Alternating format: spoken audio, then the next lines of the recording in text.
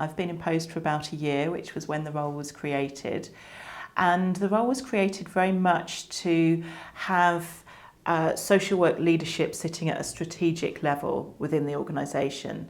So not only taking a professional leadership for social workers across the whole trust, but also making sure that social work leadership was in the room influencing strategic decisions. So as a profession, we're considered equally, not only with nurses, doctors, the allied health professions and psychologists, but that social work is very much around that table as well. We're not seen as something different that sits very much under local authorities.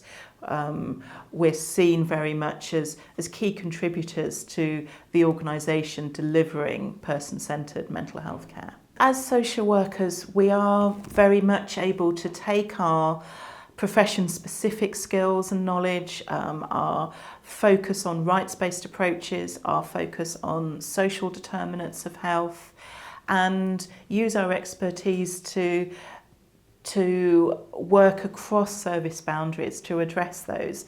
So whether that's about poverty, whether it's about housing, whether it's about social isolation, access to employment, and engagement within family and community networks.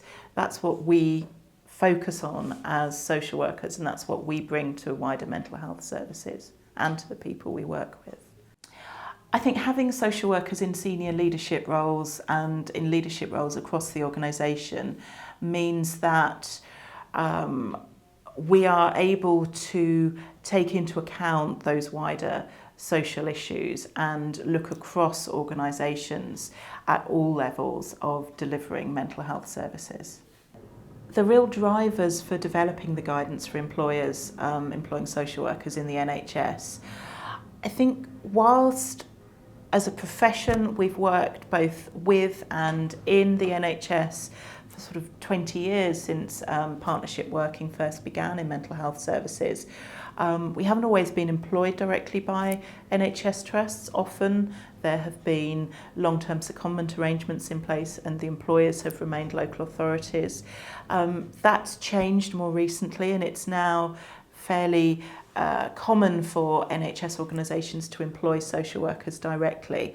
What's important is that the professional leadership is in place, that the NHS trusts understand the particular requirements of social workers, our particular needs around continuing professional development, how to support us to maintain our profession-specific skills, how to ensure that professional supervision is in place. Yeah, I'm very optimistic about the role of mental health social workers. I think there's a lot of energy in the profession, particularly at the moment. It's very important that the current work is happening about transformation of mental health social work. It's really important that we've been included in the 8 key professions.